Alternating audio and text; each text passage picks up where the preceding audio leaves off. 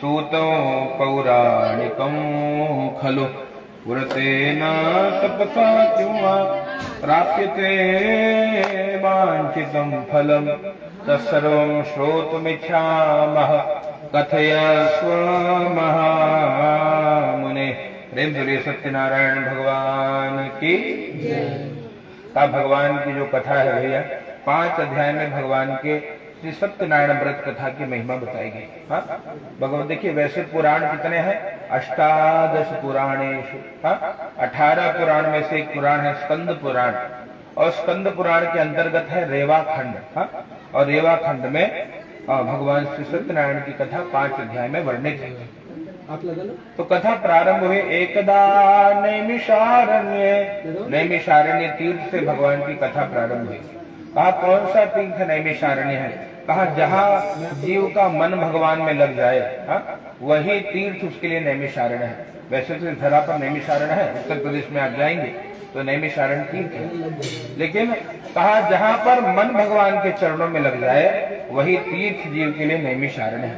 इसलिए ऐसे स्थान का चयन करना चाहिए भगवान की पूजा के लिए जहाँ पर मन लगे। क्यों?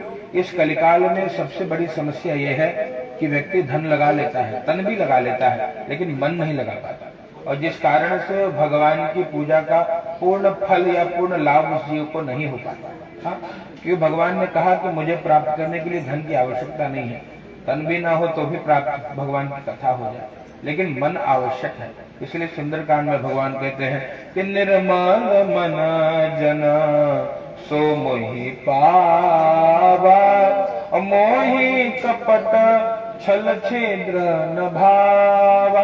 भगवान कहते हैं मुझे प्राप्त करने के लिए मन का होना अनिवार्य है, कंपल्सरी है, बाकी कुछ ना भी हो तो आवश्यकता नहीं है। जैसे अगर हम भगवान की सेवा आराधना करें तो नियम तो ये है कि भगवान को स्वर्ण सिंहासनोपरि, सोने के सिंहासन पर ठाकुर जी को बिठाएं, और ठाकुर जी की प्रतिमा भी स्वर्ण की हो। ये हो, अगर सामर्थ्य है तो सोने के आसन पर ठाकुर जी को बिठाइए, ऐसा विधान है। सोने की थाली हो, सोने की थाली में भगवान को नैवेद्य अर्पित करना, जैसे राजा महाराजा आज भी करते हैं। लेकिन अगर सामर्थ्य नहीं है तो क्या भगवान की सेवा नहीं होगी? बिल्कुल होगी। केले का पत्ता भगवान को परम प्रिय है, कदली के पत्र पे ठाकुर जी को नैवेद्य अर्पित कर भगवान भेज जाते हैं। इसलिए नैवेद्य में क्या बताया कि भैया देखो, अगर भगवान को नैवेद्य भी अर्पित करना है तो सबसे प्रिय अगर भगवान को कुछ है तो गोधूमस्य चूर्ण। क्या प्रिय है?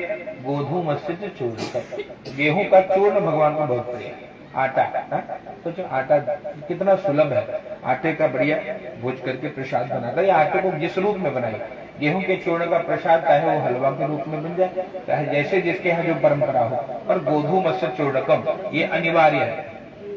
पर अब कहा ये नहीं मिले तो कहा भैया गोधूम का चूर्ण न मिले तो अभावे शाल चूर्णम। कहा भैया साठी चावल का चूर्ण मिल जाए, इसको रवा कहते हैं आजकल। साठी चावल का चूर्ण भगवान को वो प्रसाद बना दे, कहा वो भी नहीं है तो शर्करा व गुड़स्त था, शुद्ध शर्करा, जिसको मिश्री कहते हैं हमारे, शुद्ध शर्करा का ठाकुर जी को भोग लगा दीजिए, है ना। शुद्ध शर्करा का भोग लगाने से भी ठाकुर जी रीझ जाते हैं। अगर शुद्ध शर्करा न मिले तो क्या करोगे? कहा भैया अभावे शाली चूर्णमा शर्करा व गुड़स्त था, गुड़ का भोग लगाइए। मतलब कहा जो जिसका सामर्थ्य है अपनी शक्ति के अनुसार भगवान को वो अर्पित कर सकता है, तो सामर्थ्य के अनुसार। पर मन में कोई सामर्थ्य भेद नहीं है। तन में सामर्थ्य भेद होगा, धन में सामर्थ्य भेद होगा। पूजा की दक्षिणा कितनी है? कहा भैया कम से कम 1.25 रुपया तो चलत ना। 1.25 रुपये कितना होता है? आप सोने के सिक्के खरीदिए 100 रुपये, उसका कीमत निकालिए, उतनी दक्षिणा तो देनी चाहिए। तब आया, क्योंकि पहले वही मुद्रा चलती थी, आजकल चले लगा ना चिल्लर, चवन्नी, अठन्नी। पहले द्रव्य क्या था? 1.25 रुपये, और 1.25 रुपये का है सुवर्ण का, सोने के सिक्के का चलन रहा है, तो उतनी दक्षिणा तो ब्राह्मण को दो। अब सोचो कितनी महंगी दक्षिणा और कितनी महंगी कथा। पर न हो पाए तो क्या करें? कहा तुलसी पत्र से ठाकुर जी रीछते हैं तो भैया वो तुलसी पत्र से ब्राह्मण भी रीछ जाएंगे। क्यों?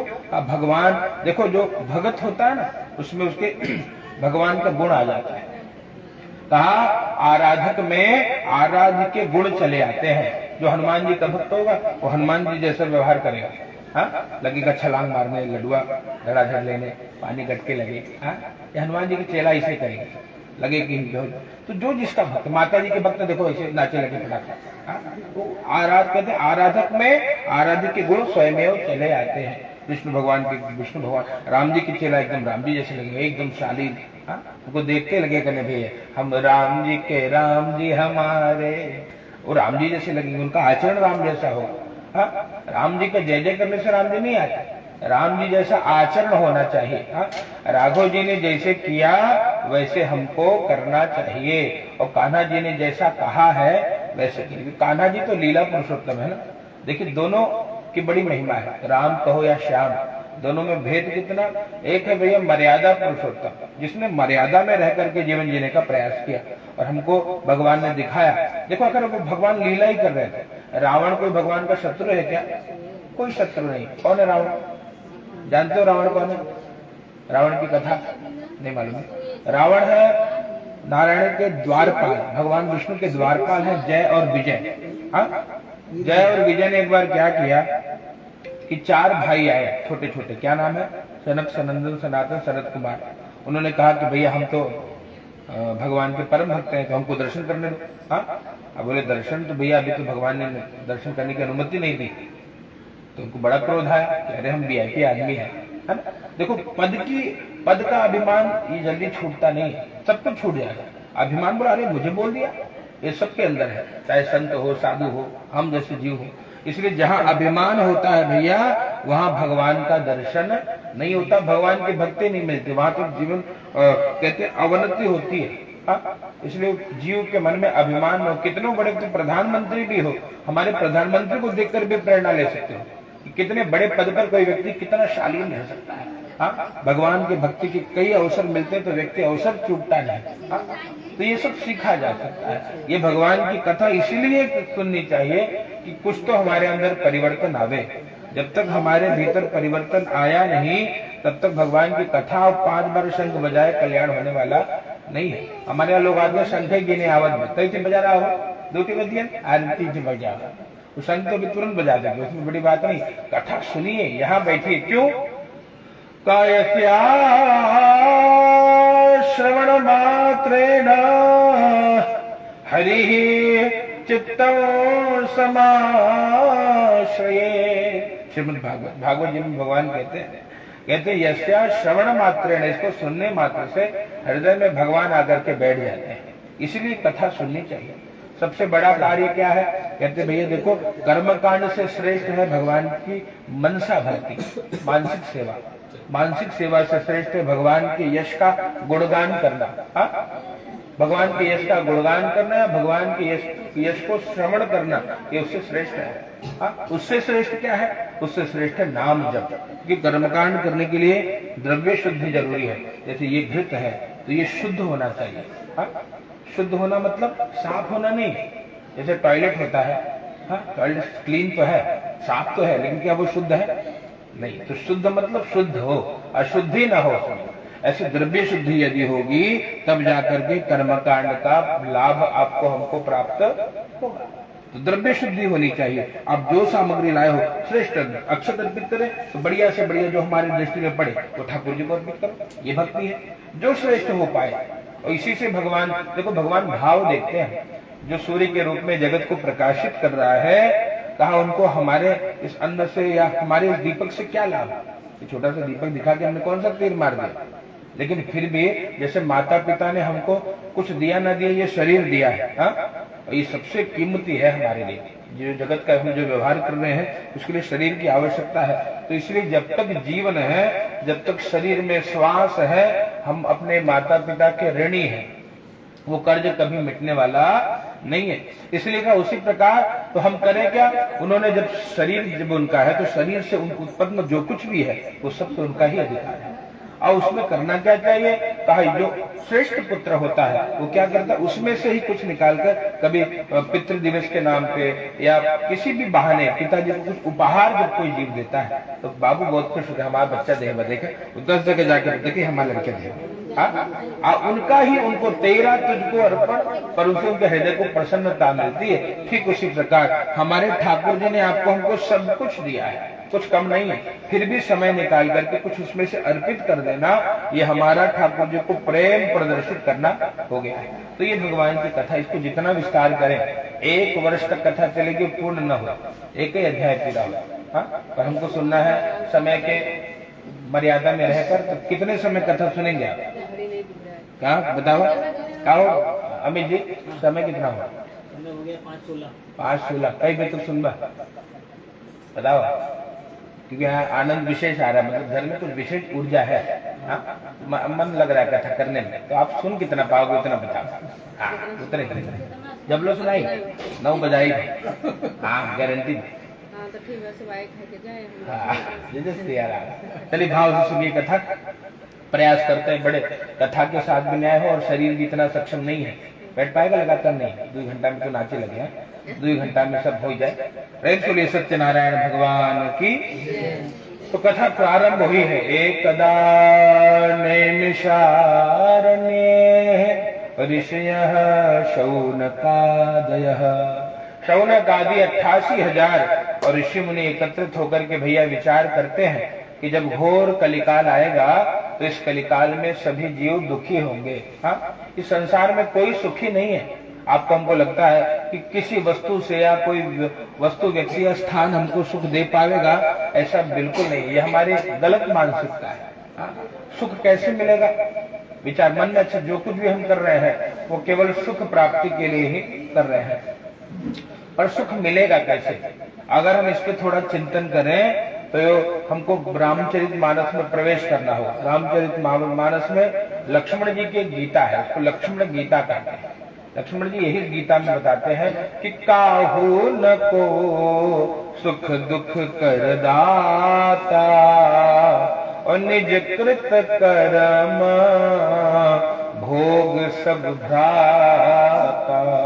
कहा यही है, कोई किसी को सुख दुख नहीं दे रहा है। निज कृत कर्म, आपके द्वारा किया हुआ कर्म ही आपको सुख और दुख प्रदान करता है। हाँ? और कहा भैया मोहनिशा सब सोव निहारा और देख स्वप्न अनेक प्रकार। जैसे हमने कुछ कर्म ऐसे किए कि हमको सजा मिली है, जेल में भेज दिया गया है। हाँ, जेल में जाने के बाद कुछ काम, अच्छा काम करने से थोड़ा रिवार्ड मिल जाए, हम माने कि हम बहुत अच्छा कर रहे हैं, सब चकाचक हो रहा है। ऐसे लोग मोह में पड़े हैं। ये मृत्यु लोक की जेल ही है, कारागार ही है। यहाँ आपको हमको इसीलिए भेजा गया है कि थोड़ा भगवान का भजन करके, नाम जप करके 84 लाख योनियों से बचा जा सके। हाँ, नहीं तो आगे यात्रा होगी आपके कर्म के अनुसार। हाँ, कुकर शुकर बिलार बैल गधा सब बनना पड़ेगा। ऐसे 84 लाख शरीर मिलेंगे और उसके बाद में मनुष्य बन पावे कि न बन पावे कि कोई गारंटी नहीं है।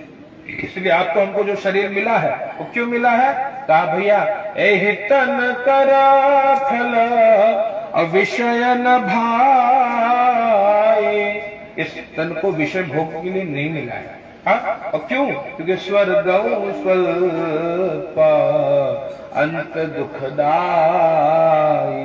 थोड़ा सुख तो देता है लेकिन अंत में बहुत दुख होता है। हाँ? जैसे आपके सामने विभिन्न मिष्ठान रखे हैं, उसमें से थोड़ा सा आपने खा लिया तो दोष नहीं है। अब लगे कुल चुके सभा चट करे तो वो आपके शरीर में विकृति उत्पन्न करेगा। ठीक इसी प्रकार संसार के जो भोग हैं वो भोगने के लिए ही हैं, लेकिन कैसे भोगना है? तेन त्यक्तेन भुंजीथा और मां गृदः कष्ट सिद्धनो। त्याग पूर्वक भोगे। हाँ, एडिक्शन न हो जाए। जीव को एडिक्शन हो जाता है, चाहे किसी भी वस्तु में, व्यक्ति या स्थान में। तो त्याग पूर्वक भोग की वृत्ति जब आ जाएगी तब जाकर के भगवान की कृपा या भगवान की भक्ति की अनुभूति होगी। जब तक हृदय में त्याग नहीं है, हाँ, तब तक कहते हैं त्यागा शांति रनतरम। त्याग के बाद ही शांति मिलेगी। हाँ, बिना त्यागे शांति मिलती नहीं। अगर आप सोचो कि संग्रह कर लो और उससे आपको शांति मिल जाए तो ऐसा हो नहीं सकता। तो शांति तब ही मिलेगी जब हृदय में त्याग आएगा, और त्याग तब होगा जब हम जान ही तब ही जीव जब जागा, जब हम जाग जाएंगे। हाँ? क्योंकि मोह निशा में हम जगे हैं, सो रहे हैं और यही देख रहे हैं। कोई सोच रहा है कि हम बहुत बड़े कथाकार हो गए, कोई सोच रहा है हम बहुत बड़े कलाकार हो गए, हाँ, कोई इंजीनियर होगी, कोई डॉक्टर। तो मोह निशा में सो करके स्वप्न देख रहे हैं। जब जगेंगे तो कुछ न माई न बाबू न संसार, हाँ, कुछ अपना नहीं है। कौन अपना है? जितना कहा भैया हरि का भजन करो वो हरि है तुम्हारा, वो भगवान ही अपने हैं, वही हमारे साथ आएंगे। और कोई दूसरा संसार के लोग कहते भैया श्मशान तक ही अधिक से अधिक यात्रा होगी, आगे की यात्रा में आपकी भक्ति आपके काम आएगी। तो ऋषया शौनका लोग सो रहे हैं और जाने तब ही जीव जब जागा, जब सब विषय विलास विरागा। जीव जग गया है, तो कैसे मालूम पड़ेगा? तब आपको मालूम पड़ेगा जो विषयों का विलास है, हाँ, उसको विषयों का विलास जब समाप्त होने लग जाए तब समझिए जीव जगा है। मतलब कोई भोगी भोग उसकी दूर हो, हाँ, जो बहुत पकौड़ी खा तो बोले नहीं लेंगे, तो अब समझो कि अब वो जाग रहा है, हाँ, अब विषयों से दूर होना चाह रहा है। यानी भगवान की विशेष कृपा अब हुई है। क्यों? कहा जब जिसपे भगवान की इस मार्ग में चरण कौन देता है? सभी की नहीं कर पाता। हम तो भोगी लोग हैं भैया, हाँ, भोगी लोग भक्ति कर पाएंगे? नहीं कर पाएंगे। कबीर बाबा कहते हैं कामी क्रोधी लालची इनसे भक्ति न हो। अगर मन में काम भरा है, अगर मन में क्रोध भरा है, अगर मन में लोभ भरा है, हाँ, दूसरे का हड़प ले, उसका ले ले, इसका ले ले, उसका ले ले, हाँ, मन में बहुत भोग अभी भी बचा है कि और गुलाब जामुन चाटे कटक ले तो मन फूल हो जाएगा, तो समझो कि भैया ये अटका है बेचारा, हाँ, यानी वो अटके रह जाए। क्यों? कहा ये भक्ति नहीं कर सकते। कौन कर सकता है? भक्ति करे कोई सूरमा जाति वर्ण कुल खोए। कहा जाति वर्ण और कुल से उठ करके ही कोई भक्ति कर पाए। जब तक मन में भेद है कि हम पंडित जी हैं और वो चौथा वर्ण है, वो लाला जी हैं, वो ठाकुर जी हैं, जब तक ये तू में लगा है तब तक भक्ति नहीं हो पाएगी। भक्ति कब होगी? काशी राममय और सब जग जानी, जब ये मन में आ जाए। और कहा भैया हाथ जोड़ करके सबको हम प्रणाम करने लग जाए कि नहीं भैया सब में मेरे ठाकुर जी बैठे हैं, हाँ, करो प्रणाम जोरी जुग पानी, तब जाकर के भक्ति प्रारंभ होगी। वो सरल नहीं है। हम तो कोई छू ले तो बोले भैया छू लिया, नहाना पड़ेगा। पंडित जी लोग बैठे हैं, कोई कुकुर आके छू गए ना तो बोलेंगे नहीं सब अशुद्ध हो गया, हटाओ। पंडित जी क्यों? कर्मकांड का नियम अलग है। कुत्ता देख ले तो कर्मकांड का फल नष्ट हो जाए, हाँ, तो पंडित जी भक्ति कर पाएंगे क्या? नहीं कर पाएंगे। जब तक कुत्ते में भेद है, कुत्ते में और हाथी में भेद है, जब तक भगवान में और भक्त में भेद है, तब तक भैया वो कोई भक्ति, हाँ, कर्मकांड जरूर करा सकते हैं। भक्ति कब होगी?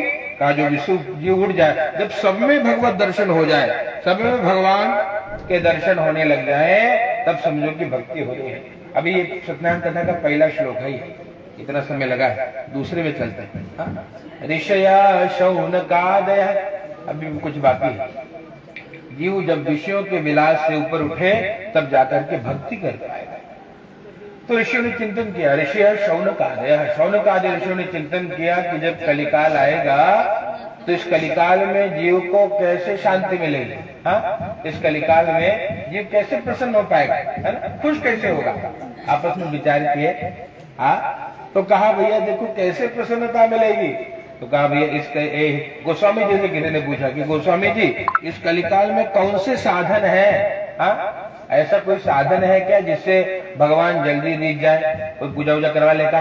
बोले नहीं जल्दी काम न करेगा, करेगा जरूर, हाँ, लेकिन जल्दी न करेगा। गोस्वामी जी का वाक्य है, एहि कलिकाल न साधन दूजा अजोग यज्ञ जप तप व्रत पूजा। इस कलिकाल में साधन दूसरा नहीं है।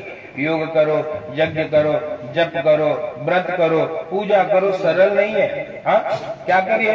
कहा गोस्वामी जी कहते भैया कि रामा ही सुमेरिया गाय राम ही, भगवान को सुनिए और भगवान का स्मरण करिए। राम ही सुमेरिया गाय राम ही और संतात सुनिया राम गुण द्राम ही। संतों से भगवान के गुण को श्रवण करके और क्या करिए, भगवान का भजन करिए, हाँ, नाम जप करिए।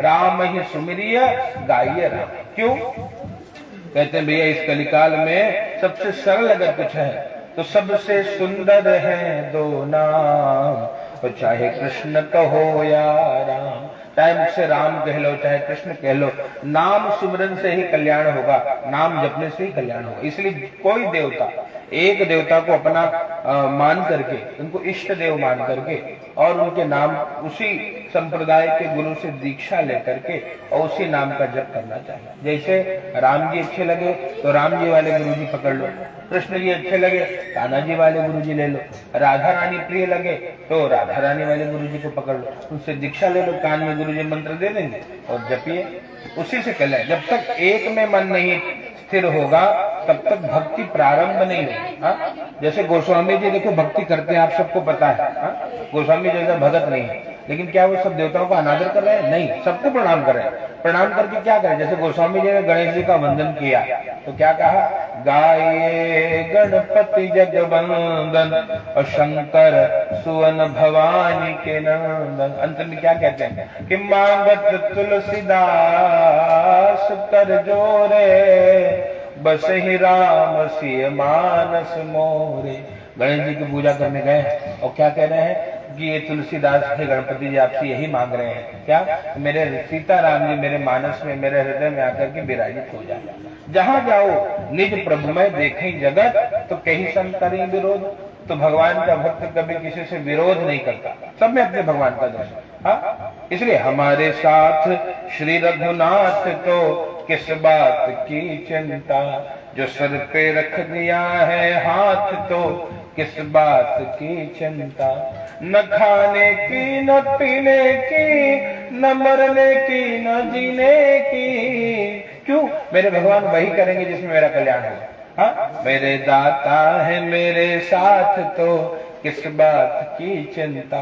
फिर जीव भगवान का, जीव क्या चिंता नहीं करता, तो जीव केवल भगवान का चिंतन करता है। हाँ, इसलिए चिंतन प्रारंभ तब होगा जब हम भगवान से प्रेम करने लगेंगे। हाँ, जब तक प्रेम नहीं होगा तब तक भक्ति होने वाली नहीं है।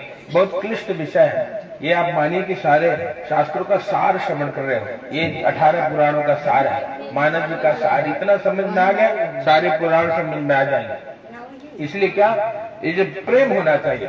इसलिए सुंदर एक पद है कि हे श्याम सुंदर और मुरली वाले, हम भी तुमको दिल दे बैठे, गम पहले से कुछ कम तो न था, एक और मुसीबत ले बैठे, हे मुरलीधर। कहा जब प्रेम हो जाए भगवान से तब समझो कि भैया अब आनंद हो रहा है, अब जीव सही मार्ग में चल रहा है, पर कठिन है ये। हाँ, क्योंकि प्रेम गलियति साकरे या में दोनों समान। प्रेम गली जो है जिसको भक्ति मार्ग कहते हैं, इसमें दोनों नहीं रह सकते। क्योंकि जब मैं था तब हरि नहीं, और जब हरि है मैं नहीं। हाँ, जब तक मैं मतलब अभिमान था, हाँ, जब तक मैं मेरे में हम लोग फंसे थे तब तक भगवान दिखते ही नहीं थे। हम मूर्ति सेवा हो जाए पर उसमें भगवत दर्शन नहीं होगा, और जब भगवान आ जाएंगे तो मैं समाप्त हो जाएगा। फिर हरि जी में और जैसे तैसो तेरो, ये भाव दृढ़ होने लगे। ये कैसे होगा? कहा इसीलिए नाम जप करना पड़ेगा। किसी गुरु से दीक्षा लेकर नाम जप करिए। लोग सोचते हैं बुढ़ौती में दीक्षा लेंगे, भैया जीवन का कोई भरोसा नहीं। हाँ, कौन कल हमारे साथ कोई है, आज हो ना हो, कोई भरोसा नहीं है। हाँ, इसलिए क्या करना है। अच्छा, आपको घर आए रहे ना बाबा जी, एक देखो पंडित जा रहे हैं तो चला गया हलवा। हाँ, भोजन जन कह रहे हैं, बजरंग बली तू जी मारा। हाँ, कहने का क्या अभिप्राय? यही अभिप्राय, कोई भरोसा नहीं। हाँ, इसलिए जितना जल्दी हो सके दीक्षा लेकर के और नाम का सहारा ले लो। नाम आपके जीवन में सब कुछ कर देगा जो आप चाह रहे हैं। हाँ, यहाँ के जगत के व्यवहार को भी पूर्ण कर लेंगे भगवान जी, और भैया अंत में ठाकुर जी भी मिल जाएंगे। ऋषियों ने चिंतन किया, एकदा निमिषारण्य ऋषि शौनकादय प्रचुर मुनया सर्वे सूतों पौराणिकों खलु। और अब उन्होंने ऋषि मुनि का कहते सूत पौराणिक के पास गए, सूत जी महाराज के पास गए और जाकर के उनके चरणों में प्रणाम किया, उनको उचित आसन दिया और शीर झुका करके प्रणाम किया और गुरुदेव से प्रार्थना करी कि व्रतेना तपसा किं वा प्राप्यते वांछितं फलं तत्सर्वं श्रोतुमिच्छामि कथयस्व महामुने। हे महामुनि, आप हमको कोई ऐसा व्रत या तप बताइए जिससे सभी अपने मनोकामना की पूर्ति कर पावेंगे, हाँ, जिससे सबके मनोरथ की पूर्ति हो जाए। अगर ऐसा कोई व्रत या तप आप जानते हो तो कृपा करके बता दीजिए। ऋषि ने प्रणाम किया, सूत जी महाराज से पूछा, कहा जी मैं बिल्कुल जानता हूँ, एक व्रत के बारे में जानता हूँ जो सरल भी है, जो लघु उपाय। कहा लघु उपाय उसकी भूतले, इस धरा पे छोटा उपाय कोई है? तो सूत जी महाराज कहते जी एक है, मैं जानता हूँ। बोले कैसे जानते हो? कहा नारदे नैव संप्रेष्टो भगवान कमलापति सुरर्षये वाह तक्षुणुभ्यो समाहिता। नारद जी ने भगवान से पूछा था इस व्रत के बारे में और जैसा भगवान ने नारद जी को बताया मैं वैसा ही आपको बता रहा हूँ। कहा आप समाहित मन होकर के आप उसको श्रवण कर लीजिए।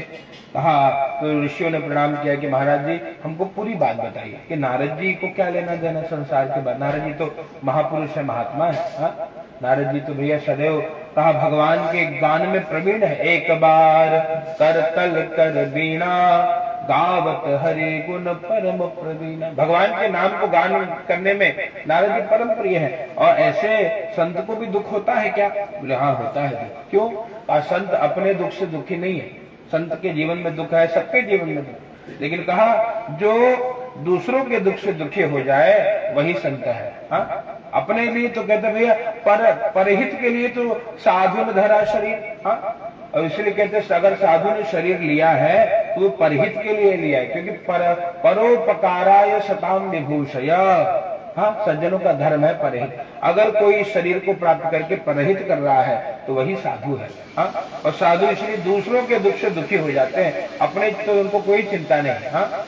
तो एक बार नारद जी का एकदा नैमिषारण्ये एकदा नारदो योगी अपरानुग्रह कांक्षया। देखो मनुष्य शरीर कुछ समय के लिए आपको हमको प्राप्त हुआ है, हाँ? और इसलिए जितना को शरीर कब तक हमको मिला है इसकी कोई गारंटी भी नहीं है। इसलिए क्या करना चाहिए, जितना हो सके अपने जगत के व्यवहार को पूर्ण करने के बाद, चाहे वो द्रव्य बचे, चाहे वो धन बचे, चाहे मन बचे या तन बचे, हाँ? उसको परहित में लगाना चाहिए। नारद जी ने यही भाव रखा, क्या? परहित का भाव रखा। परानुग्रह कांक्षया, परहित का भाव लेकर के श्री नारद जी भैया अनेक लोकों में भ्रमण करते हैं नारद जी, और मर्त्य लोकमुपागतम, मृत्यु लोक में श्री नारद जी आए और क्या देखा? ततो दृष्ट्वा जनान सर्वान नाना क्लेश समन्विता। नारद जी जब मृत्यु लोक पर आए तो सभी को अनेक प्रकार के क्लेश भोगते देखा। क्लेश क्या है? कहा पंच क्लेशाः, अविद्या, अस्मिता, राग, द्वेष, अभिनिवेश, ये पंच क्लेश है। ये क्लेश मतलब ये दुख के कारण है। अविद्या मतलब ज्ञान का अभाव, हाँ? अविद्या, विद्या मतलब ज्ञान, अविद्या मतलब हाँ अज्ञान। तो अज्ञान के कारण ही जीव दुखी है। और ज्ञान क्या है? ज्ञान क्या है? यही जान जाना कि मेरा इस संसार में कोई नहीं है, ब्रह्म सत्यम जगन मिथ्या, सत्य केवल और केवल और केवल नारायण ही है, इसलिए इनका नाम सत्य नारायण। और बाकी लोग कहा स्वार्थ लागे करे सब प्रीति। जेब में लाख रुपया हो तो लाख रुपया देने वाले लाख लोग तैयार बैठे हैं, ये संसार है।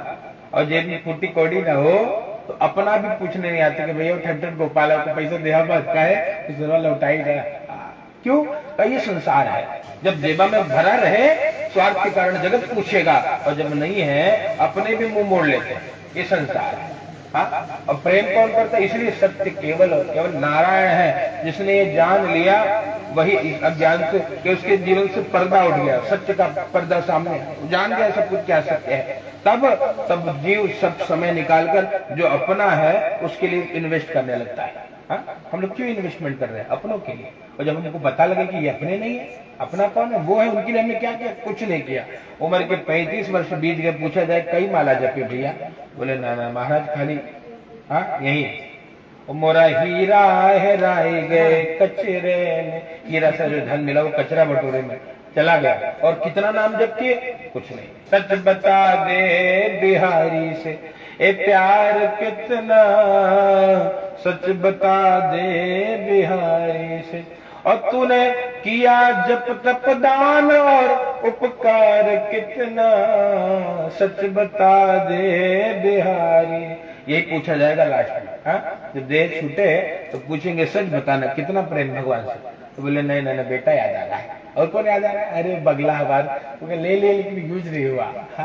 तो अंतमति सा गति, जैसे अंत में मति होगी वैसी गति होगी। और पूछा किया तूने जप तप दान और उपकार कितना किया? यही साथ जाएगा। आपका दान, आपका उपकार, आपका जप, आपका तप, आपकी सेवा, आपकी साधना, वो हमने किया नहीं। इसलिए हमने क्या किया? जितना हो सका हमने संसार को बटोरने का प्रयास किया, जो कभी हमारा नहीं रहा।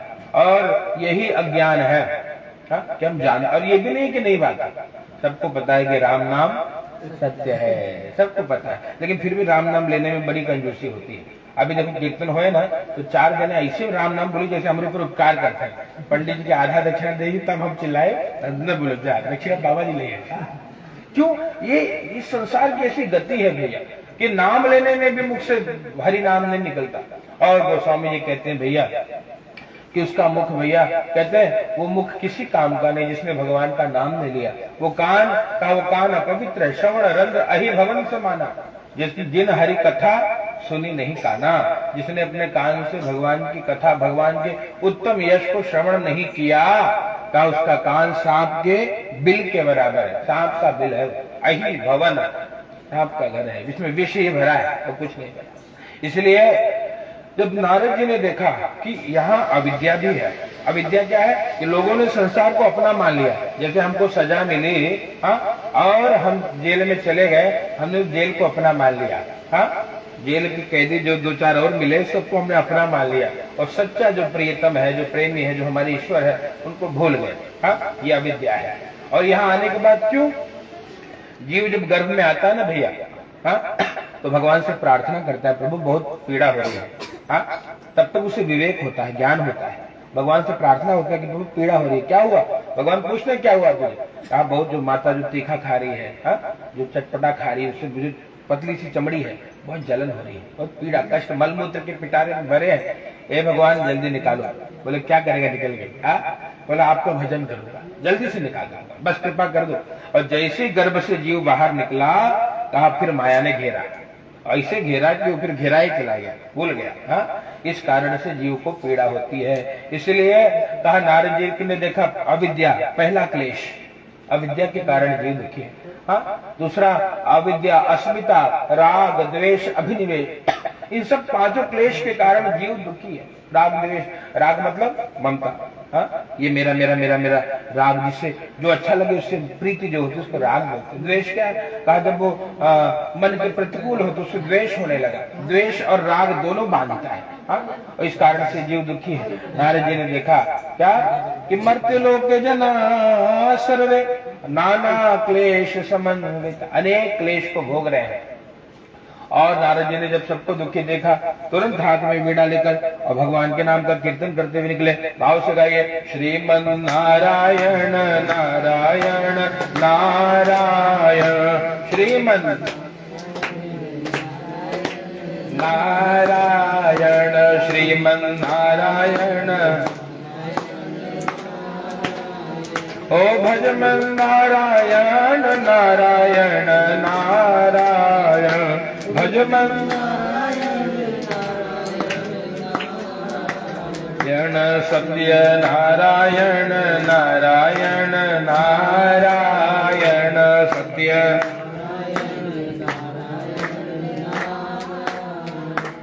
भजमन नारायण नारायण नारायण भजमन नारायण। सत्यनारायण भगवान की तुरंत कीर्तन करते हुए भगवान के पास पहुंचे और भगवान के पास पहुंचे तो भगवान का दर्शन किया। तत्र नारायणो देवा शुक्लवर्णो चतुर्भुजम शंख चक्र गदा पद्म वनमाला विभूषितम। भगवान का दर्शन किया। तत्र नारायणम देवा शुक्ल वर्ण के भगवान है। हाथ में शंख है, चक्र है, गदा है, पद्म है और वनमाला, वन के पुष्पों की माला धारण किए भगवान का दर्शन कर लिया। और भगवान का दर्शन करे तो जाकर के पहले भगवान की स्तुति करने लगे। भगवान की स्तुति करी है कि नमो, नमस्कार किया ठाकुर जी को, नमो वांग मनसातीत रूपाया नंत शक्तये। हे प्रभु, आप मन से वाणी से परे हैं। मन के द्वारा भगवान को जाना नहीं जा सकता। अगर ये वाणी पूरे जीवन हरि यश गान करे तो भी भगवान का यश पूर्ण होने वाला नहीं है। इसलिए वेद, भगवान 4 वेद हैं, चारों वेद भगवान का यशोगान कर रहे हैं, लेकिन अंत में लिखते हैं नेति नेति नेति कहकर थक गए हैं। अर्थात इतना नहीं है, और है भी।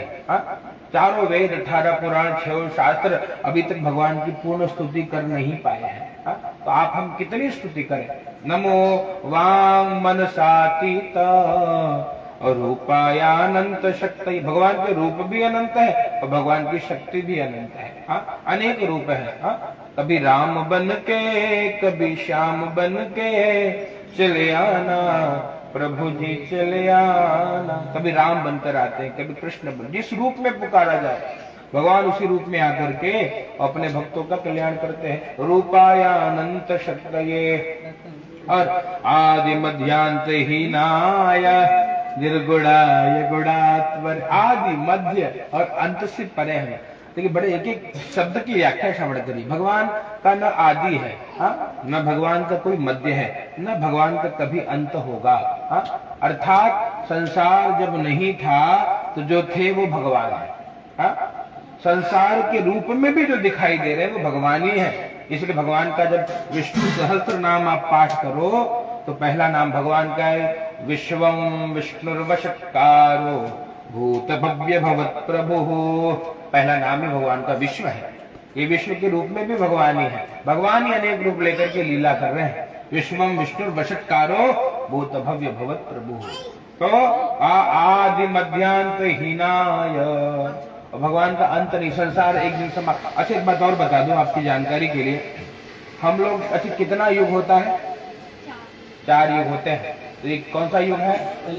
कितवा कलयुग है? कितवा कलयुग? कितवा कलयुग है? 4 युग तो होते हैं, ठीक है। एक कलयुग भी चल रहा है, ये भी ठीक है। कितवा कलयुग चल रहा है? 4 युग बीतता है, फिर सतयुग त्रेता द्वापर कलयुग, फिर सतयुग त्रेता द्वापर कलयुग। नहीं, ये कलयुग है। हम लोग कलिकाल नहीं है। वो साइकिल बार बार आता है। तो कितवा साइकिल है? नहीं, कलयुग का कितना अवधि रहता है वो पूछ रहे हैं ना? नहीं, कितनी बार कलयुग आया है? ऐसे बहुत बार। कितनी बार मेरा जन्म हुआ है? बहुनी से व्यतीतानि जन्मानि तव चार्जुन। भगवान अर्जुन को कह रहे हैं कि अर्जुन भैया तेरे बहुत जन्म हो चुके हैं। ये पहले थोड़ी नहीं, बहुत जन्म हो चुके हैं, क्योंकि अभी मुक्त हुआ नहीं। मुक्त कब होंगे? जब जीव की ममता समाप्त हो जाए और भगवान में पूरी तरह लीन हो जाए, तब न मुक्त होगा। ये सरल तो नहीं है। तो बताइए, हम संकल्प करते हैं ना, अष्टाविंशतितमे कलयुगे। क्या बोलते हैं? अष्टाविंशतितमे कलयुगे। कितना? अष्टाविंशति मतलब 18। तो पढ़े रहे अपने साथ संस्कृत छोटे की लगे। विंशति मतलब भुलाई गया, पढ़ाई नहीं। विंशति मतलब 20, अष्टाविंशति मतलब 28। ये 28वां साइकिल है कलयुग का। 27 बार सतयुग त्रेता द्वापर कलयुग बीत चुके हैं। ये 28वीं बार सतयुग त्रेता द्वापर बीते हैं, कलयुग चल रहा है। समझ में आया? 28वां कलयुग है। अष्टाविंशतमे कलयुगे। और कली प्रथम चरणे। हर युग के 4 चरण होते हैं। ये कली प्रथम चरणे, कलयुग का पहला चरण है। कलयुग अभी बच्चा है, छोटा सा। पहले चरण में ही है। हाँ, अभी कलयुग धीरे धीरे बड़ा होगा, फिर कलयुग बूढ़ा होगा, तो सोचो कली का क्या प्रभाव होगा। अभी तो छोटा है तब ये स्थिति है। हाँ, आप देख रहे हो क्या हो रहा है, आप स्वयं देख रहे हो। हाँ, कहा कोई वर्ण व्यवस्था समाप्त हो गई। हाँ, कोई कहीं भी विवाह कर रहा है, कितना विवाह कर रहा है। पहले क्या है, एक से मान लिए तो 60 जन्म तक रहेंगे। कुछ लोग तो ऐसे भी देखे 100 बार जन्म लेंगे फिर तो ही प्रेम करेंगे। हाँ, 100 बार, 100 जन्म तक की बात। तो यहाँ तो भैया एक जन्म क्या है, 2 साल बिताना मुश्किल हो रहा है, कली प्रभाव है। हाँ, यहाँ हुआ बिया हुआ, बोले नहीं नहीं हमारा जमा नहीं महाराज, बोले क्या किया, दूसरा बिया के लिए, बोले ये कब तक चलिए, देख लीजिए महीना ठीक रही जाए तब देखो आगे। ये चल रहा है, कली का प्रभाव है। इस कलयुग में यही हो रहा है। हाँ, न पिता पुत्र को मानेगा, न पुत्र पिता को मानेगा, कोई किसी से प्रेम नहीं, सबका अपना स्वार्थ। जब तक स्वार्थ पूर्ण हो रहा है तब तक बाबूजी की जय हो, पति देवता की जय हो। पति देवता 2 महीना बीमार पड़े, बोले पितारा है, ये संसार है। कहने का ये अभिप्राय है कि ये कलिकाल का प्रभाव है। नहीं तो हमारे यहाँ स्त्रियां क्यों पूज रही है, कहा पति लंगड़ा है, लूला है, कैसा है, लेकिन पति मेरा देवता, उससे प्रेम किया उसने। हाँ, और कब तक, अंतिम समय तक प्रेम किया। हाँ, यहाँ तो हमको डर ही लगता है कि अगर ये चला जाए तो कहीं झोंक न दिया जाए ऊपर से। बहुत भरोसा है। हाँ, वो युग बदल रहा है, कली का प्रभाव है। ये मति में तुरंत दुर्मति आ जाती है, सही काम करने का मन नहीं करता, और बोलो कथा सुनने को बोलो तो नींद आएगी चकाचक। हाँ, बिस्तर लगा दो देखो सब सो जाएंगे, हम बोलते रहेंगे सबका नींद चकाचक है। ये कली का प्रभाव है। तुरंत जहाँ कथा बही तहाँ मुड़े पे तांडव शुरू। हाँ, तो कहने का यही अभिप्राय है कि आदि मध्यान्त हीनाय और निर्गुणाय गुणात्मने। भगवान निर्गुण निराकार भी है और भगवान सगुण साकार भी है। वही भगवान तो निर्गुण भी है, अर्थात भगवान जैसे निराकार रूप में भी ठाकुर जी की उपासना होती है। हाँ, कैसे होता है, जैसे ये जो जल है, हाँ, इसको आप अगर घनीभूत कर दो, शीतल हो तो ये बर्फ बन जाए, साकार बन गया। ये इसको गर्म करो, वाष्प बन गया, निराकार हो गया। हाँ, ऐसे परमात्मा निराकार भी है, मतलब बिनु पाद चलाए और सुनई बिनु काना, बिनु कार कर्मा करे विधि नाना, आनन रहिता सकल रस भोगी, बिनु वाणी भगता बढ़ जो। भगवान बिनु पद के चल रहे हैं। हाँ, बिना नेत्र के भगवान देख रहे हैं, बिना हाथ के जगत के काम भी कर रहे हैं, एक वो भी भगवान है। और दूसरे परमात्मा कहा भय प्रगट कृपाला दीन दयाला कौशल्या हितकार। भगवान राम जी के रूप में प्रकट हो गए। हाँ, हाँ, जैसे हम हैं वैसे। माता ने कहा कि भैया कीजय शिशु लीला वति प्रिय शीला। का ये जो 4 हाथ लेकर के आए हो, बढ़िया कपड़ा वपड़ा पहन के, ऐसे लड़का जन्म नहीं लेता। हाँ, माता कौशल्या कह रही है कि भैया कीजय शिशु लीला वति प्रियशीला। माँ के लिए भगवान गर्भ से आए वो प्रिय नहीं लगे, जब वो बच्चा आए उसको देखकर माँ आनंदित होती है। तो हे नाथ 2 हाथ लेकर के आओ, कपड़ा उपड़ा छोड़ो, नंगे ही आओ, तब तुम्हें देख के हृदय प्रसन्न हुए। भगवान तो 4 भुजाधारी लेकर प्रकट हो गए, मैं प्रकट कृपाला।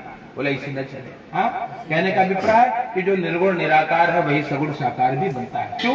भगत के प्रेम के कारण। और इसलिए राम जन्म के हेतु देखे तो राम जन्म के हेतु अनेका और परम विचित्र एक तेका। भगवान क्यों आए हैं, जन्म क्यों हुआ, इसके अनेक कथाएं हैं। एक कथा ये भी है कि स्वयंभू मनुवर शत्रुपा जिनके भय नर सृष्टि अनूपा, उन्होंने कहा भगवान की भक्ति करी, भगवान को किसी प्रार्थना करी, प्रभु का दर्शन किया। भगवान राघव जी का जब दर्शन किया तो उन्होंने पूछा रघुनाथ जी ने कि क्या चाहिए आपको हे मनु जी। हाँ, हे शत्रुपा जी कुछ चाहिए? बोले चाहे तुम्हें समान सुत, आपके समान संतान हो मेरी, मैं यही चाहता हूँ। और शत्रुपा जी को कहा भैया जो चतुर नृप ने मांगा है, राजा जी जो मांगे हमको वही ठीक लग रहा है, हम भी यही चाहते हैं। तो इस कारण से मनु शत्रुपा दशरथ भी बने और भगवान ने क्या प्रकट हुए हैं राम जी के रूप में। ऐसे अनेक कथाएं। तो जितना विस्तार करेंगे कथा 9 बजे के पहले न पूर्ण हो। हाँ, लेकिन समय कितना होगा अब समझ का 5:50 हो गया। कितना बचा अपने पास पहले? आधा घंटा। हाँ, 1 घंटा बचा। क्या बचा बताओ, टाइम बताओ। आधा घंटा बचा है। हाँ, तो पहले अध्याय की कथा विस्तार करने के बाद बाकी कथाएं संक्षेप में फिर कभी सुनेंगे बैठ के दिन भर चकाचक। हाँ, कहाँ पहुंचे हम लोग? आज मध्यांत हीनाय निर्गुणाय गुणात्मने सर्वेशाम आदिभूताय भक्तानाम आर्तिना। भगवान सर्वेशाम आदिभूताय, अर्थात सबके आदि अगर कोई है तो भगवान ही है। हाँ, इसलिए सब भगवान सबके पिता है। इसलिए हम कहते हैं कि भगवान सबके प्राण पिता है। तुम हो एक गोचर और सबके प्राणपति। भगवान ही हमारे प्राणों के स्वामी हैं। और अंत में नारद जी ने कहा निर्गुणाय गुणात्मने सर्वेशाम आदिभूताय भक्तानाम आर्तिनाशने। हे प्रभु, आप अपने भक्तों का दुख दूर करने वाले हो। कब दुख दूर करोगे नारायण, कब दुख दूर करोगे लक्ष्मी नारायण, कब दुख दूर करोगे। क्योंकि आप भक्त्यानाम आर्तिनाश, आप भक्तों का दुख दूर करते हो, मैंने सुना है प्रभु। भगवान ने कहा बोलो भैया कौन दुखी है? भगवान श्री नारद जी ने कहा कि हे प्रभु, मैं मृत्यु लोक में गया था, सभी लोग दुखी हैं, कोई एक नहीं, सब दुखी। हाँ, ऐसे दुखी नारद जी बताते, कोई तन दुखी, कोई मन दुखी और कोई धन बिनु रहत उदार। कोई तन से दुखी है, कोई मन से दुखी है, कोई धन के बिना दुखी। किसी को चिंता है कि बुढ़ोती में हमारे का हो, हाँ, कोई चिंता हो भैया पैसा कहाँ से आया, कोई शरीर घुटना में दर्द है, कमर में दर्द है। हाँ, दुनिया भर के क्या बोलते हैं उसको, स्वास्थ्य के लिए जो अहितकारी पदार्थ है उसको खा खा कर हमने अपने शरीर को डैमेज कर लिया है। हाँ, किडनी फेल हो रही है, लीवर फेल हो रहा है, दुनिया भर की बीमारी आ गई। क्यों? ये सब दूर होने के कारण। जब भगवान से जुड़ेगा उसका आहार भी सात्विक हो जाता है भैया। हाँ, गीता के 17वें अध्याय में वर्णन है, कभी पढ़िएगा, बहुत अच्छा है। 3 गुण होते हैं, सतोगुण, रजोगुण, तमोगुण। तमोगुणी कैसा है और सतोगुणी कैसा है, रजोगुणी कैसा है, वो क्या खाता है, कैसे रहता है। गीता का 17वां अध्याय पढ़िए, आपको उसका ज्ञान मिलेगा। हाँ, हमको करना क्या चाहिए? अपने गुण को जानना चाहिए कि हमारे कौन वाला मैच हो रहा है। हाँ, कि हम कैसे हैं, तमोगुणी है कि रजोगुणी है। तमोगुणी अर्थात जो मांसाहार आदि करे, जो दूसरों को पीड़ा करके खुश हो जाए, तमोगुणी। रजोगुणी कौन? जो बिजनेस करता है। हाँ, तुम हमसे प्रेम करो, हम तुमसे प्रेम करेंगे, तुम न करो हम नहीं करेंगे। हाँ, आई हेट यू, ये रजोगुणी हो गए। सतोगुणी कौन है? बस खाली प्रेम करे। हाँ, केवल प्रेम। तो अगर जैसे मैं बताऊं, इसलिए कहते हैं भगवान का कोई दूसरा रूप है तो माँ है। माँ भले बहुरानी के लिए ठीक ना हो, पर बेटे से तो प्रेम करती है। वो बेटा जो जैसे रहे, बहुरानी से तो पंगा याद से नहीं, आदिकाल से चला है, कभी तो ठीक हो। भगवान थोड़ा ठीक करे तो कुछ हो रास्ता, ये रास्ता इसका दिखता नहीं है, बहुत कम रास्ता है, लेकिन फिर भी बेटे से वो बहुत प्रेम करती है। क्यों? कहा उसको कहते हैं जब बेटा अमृत पान करता है, हाँ, कोई भी बच्चा हो, तो एक मुख से दुग्ध पान कर रहा है और दूसरे पैर से उसके दूसरे स्तन पर प्रहार कर रहा है, लात खाने के बाद भी जो दूध पिलाए वो केवल माँ हो सकती है, दूसरा कोई नहीं हो सकता।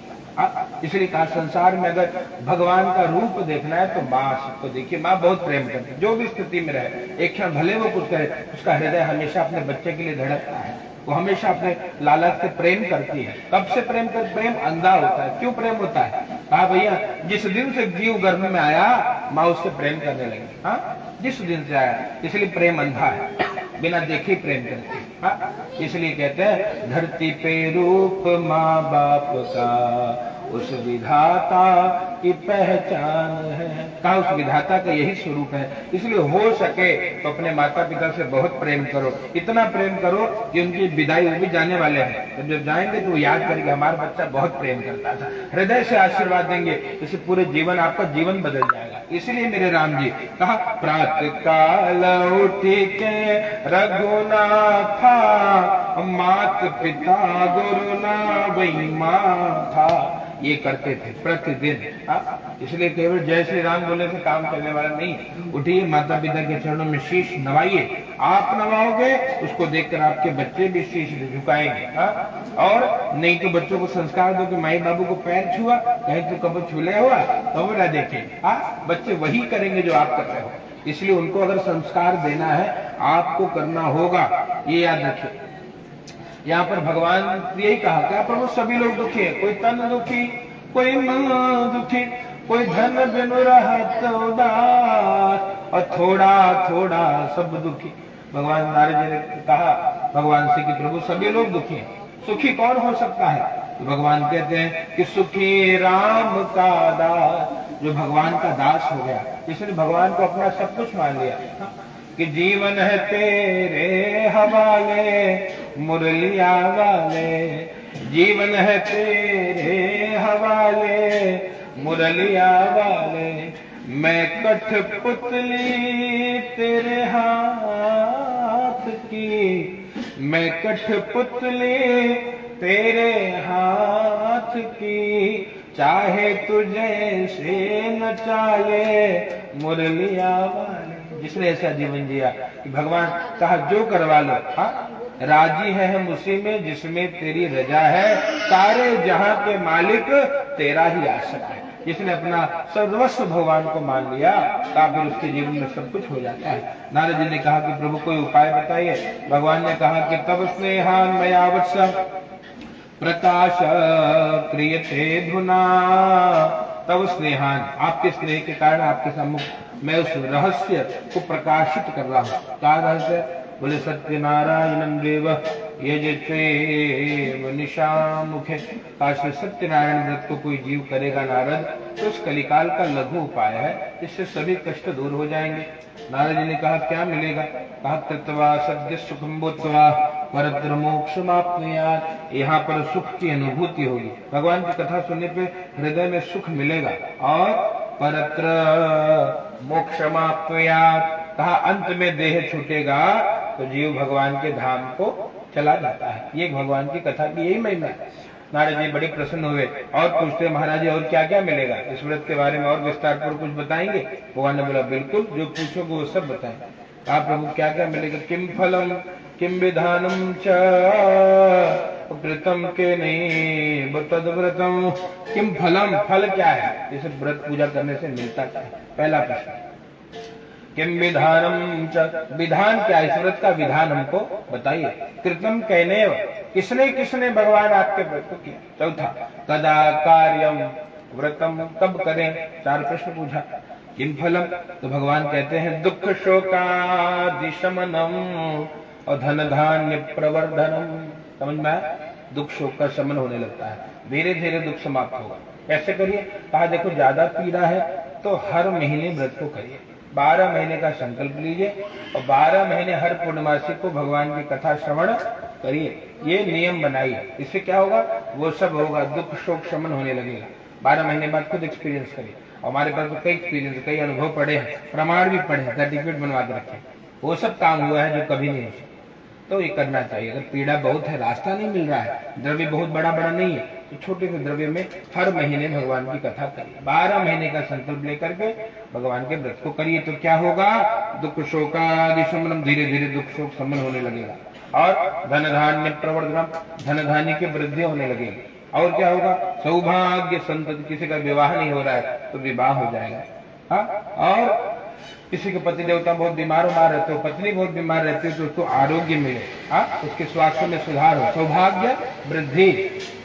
और किसी को संतान की कामना हो, बेटा बेटी जौन चाहे, तो उससे सौभाग्य संतति कर्म, संतति की वृद्धि होने लगती है। घर में संतान आदि की वृद्धि होती है। सौभाग्य संतति कर्म और सर्वत्र विजय प्रदम, और जिस क्षेत्र में भगवान का भक्त कार्य करता है उस क्षेत्र में उसको विजय मिलता है, सफलता की प्राप्ति मिलती है। नारद जी बड़े आनंदित हो गए और पूछा प्रभु किम विधानम च, अच्छा विधान भी बताइए। तो भगवान ने विधान में बताया कि रंभा फलम घृतम क्षीरम गोधूम चूर्णकम अभावे शालिचूर्णम वा शर्करा वा गुड़स्तथा। अभावे शालिचूर्ण हो सके भगवान का बढ़िया मंडप बनाई। जैसे हम अपने घर को डेकोरेट करते हैं ऐसे ठाकुर जी के मंडप को डेकोरेट करिए, घर बनाइए छोटा सा, और घर में ठाकुर जी को बैठाइए, और बैठा कर हो सके भगवान का दिव्य अभिषेक करिए, पूजा करिए, सेवा करिए, जितना उपचार हो सके उतने उपचार में करिए। और बंधु बांधवों के साथ बैठ करके भगवान की कथा श्रवण करनी चाहिए। और क्या करिए? ठाकुर जी को भोग लगाइए, प्रसाद आदि भगवान को अर्पित करिए। और हो सके तो नृत्य गीतादिकम चरित, रात्रि को नृत्य गीत का आयोजन करना चाहिए। घर में भजन करिए, सुंदरकांड करिए, कुछ भी करिए, रात को भजन करके जागरण करने का प्रयास करना चाहिए जितना हो सके। हाँ, और ततश्च स्वगृहं गच्छेत् असत्यनारायण। ठाकुर जी का प्रसाद ग्रहण करना चाहिए, भगवान का प्रसाद वितरण करना चाहिए। जो भक्त आए हैं वो भगवान के यश को श्रवण करके भगवान का नाम गाते हुए या भगवान का स्मरण करते हुए अपने घर की ओर उनको प्रस्थान करना चाहिए। और विप्राय दक्षिणाम दद्यात् कथाम श्रुत्वाम जने, ब्राह्मण देवता को दक्षिणा देकर के संतुष्ट कराना चाहिए और संतुष्ट करके और उसके बाद ब्राह्मण देवता को भी अन्न आदि जो कुछ हो वो अन्न या सीधा आदि अर्पित करके और फिर ब्राह्मण देवता को भी विदा करना चाहिए। और विशेषतः कलियुगे लघुपायोस्ति भूतले, कहा इस कलयुग में छोटे से द्रव्य में थोड़े से समय में महान पुण्य की प्राप्ति कराने वाला ये सबसे लघु उपाय है। प्रेम से बोलिए सत्यनारायण भगवान की, बांके बिहारी लाल की, लक्ष्मी नारायण भगवान की जय हो। शंख बजाओ भैया, बजाओ, होकर चढ़ाई दे और शंख बजाओ। हाँ ले बजाओ, बाद में पानी लगाओ तो बजाओ। या बजे बजे यार बजाओ, आपसे ना बजे कैसे बजे।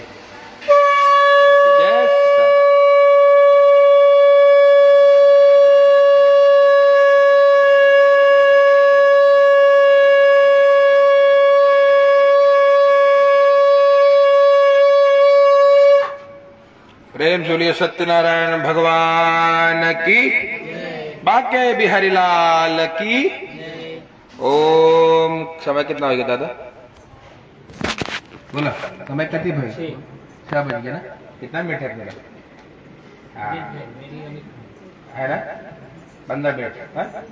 15 मिनट कथा, फिर हवन, तो आरती 6:30 फिर कर दो ना एक भजन। चलो एक भजन हो भैया। अब जितने दर्शक यहाँ कथा सुन रहे हैं, कथा के लिए समय बहुत कम है तो अब बाकी कथा संक्षेप में होगी।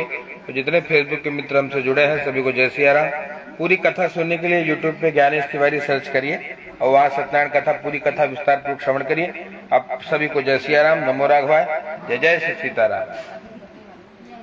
चलो ओम हरि ओम। अथ द्वितीयोऽध्यायः। कश्चित् काशीपुरे रम्ये यासीत् विप्रो